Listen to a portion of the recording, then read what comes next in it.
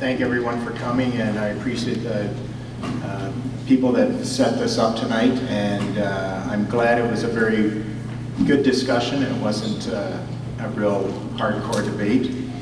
And I did much better at this one than I did at my first one, believe me. So, I'm starting to get good at it.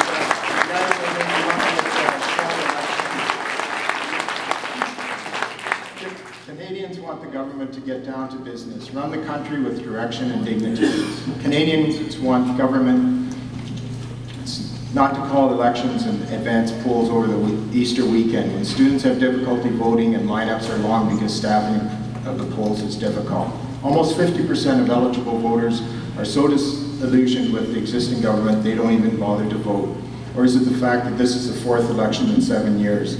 My vision is for a modern, smart economy that reduces the deficit, creates new jobs that won't be gone tomorrow, and a world that doesn't rely on generating pollution to generate energy. I see a future Canada with vibrant, well-educated, and motivated citizens, living in healthy communities, eating safe and healthy food, and enjoying a good living in Canada.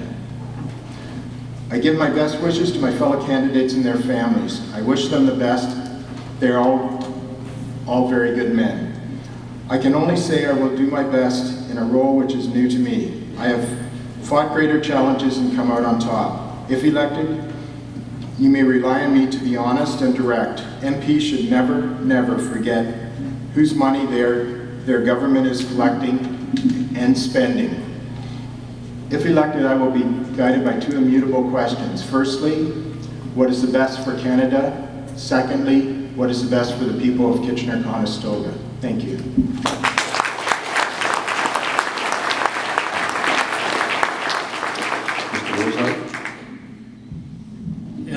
Thank you to the New Hamburg Board of Trade for hosting this event and all of the people that come out to participate and listen to us tonight. I'd like to close by outlining the reasons why I want to be the Member of Parliament for Kitchener-Conestoga and what I will do for you. I want to be your Member of Parliament because Kitchener-Conestoga deserves better than Stephen Harper. I watched the satellite news report from Sault Ste. Marie last night where Mr. Harper seemed to indicate the election's over. He was saying it's still time to get on the winning team, but the election's over. He's going back to work on Tuesday. Now this is a government that, I think in terms of ignoring democracy, somebody needs to remind him that election day is May 2nd. It was in Sault Ste. Marie yesterday. Kitchener-Conestoga deserves a government that will tell you the truth and respect the will of Parliament. Kitchener-Conestoga deserves a government that supports religious groups that champion social democracy around the world. And Kitchener-Conestoga deserves a Member of Parliament that will stand up for your rights and your interests. During my career, I've been a successful engineer and president of two great universities. I've been known as Bob the Builder. I can promise you I will get things done for the residents of Kitchener-Conestoga and for the citizens of this great country. On May 2nd, I asked you to vote for me. I will voice my opinions, and I'm somebody that will be heard in Ottawa and in this riding.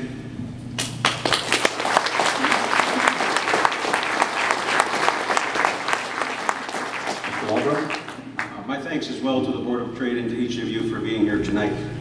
This Monday, you will have the ability to choose the direction our country will take. Will we continue with the leadership that saw Canada lead the world through the worst global downturn since World War II, or roll the dice on a high-tax agenda that will stall a recovery, kill jobs, and set hard-working families back? The choice is yours.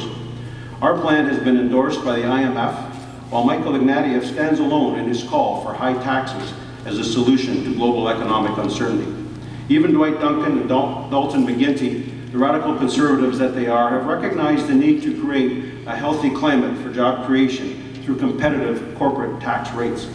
And the photo ops, as my opponent's team refers to them, the stimulus projects that created almost 500,000 net new jobs across Canada, that the opposition say benefited only conservative ridings.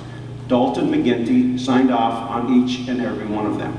Friends, good economic policy is good economic policy regardless of who proposes it. A good investment is a good investment. For 5.5 years, I've been here for you, and it's been my privilege to serve as your Member of Parliament. Thousands of you have received help from my office on matters relating to taxes, immigration, employment insurance. Thousands more joined me at events I hosted, like New Year's skates, passport clinics, or shredding parties. It was an honor to help the Board of Trade raise funds for victims of the New Hamburg flood. My opponent's campaign dismisses these as just photo ops. You know where I stand, and you know who I am. I'm a lifelong resident of Loma Township who's kept an open door to everyone in our community. I've worked to keep your taxes down and our economy moving forward. With your support, I will continue to enjoy the privilege of serving you. I'm asking for your vote because I need your help to keep Canada moving forward. My name is Harold Albrecht, and on May 2nd, you have a choice between Prime Minister Harper's proven leadership or high tax plans that will stall the recovery and kill jobs.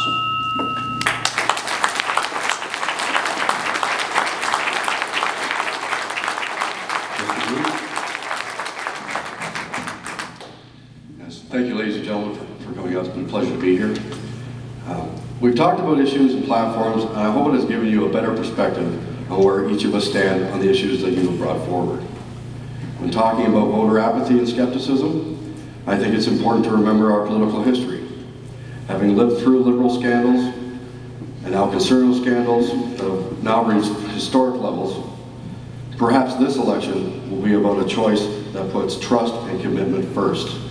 The common denominator during these times has been the steadfast commitment by the NDP to defend your values and the values of working families across Canada. Canadians are looking for change, and they're looking for leadership they can trust. From Tommy Douglas to Ed Broadbent to Stephen Lewis and now Jack Layton, it is my intent that when you choose to hire me on May the 2nd, I will be able to continue that tradition and represent you with honesty, integrity, and respect. Thank you very much.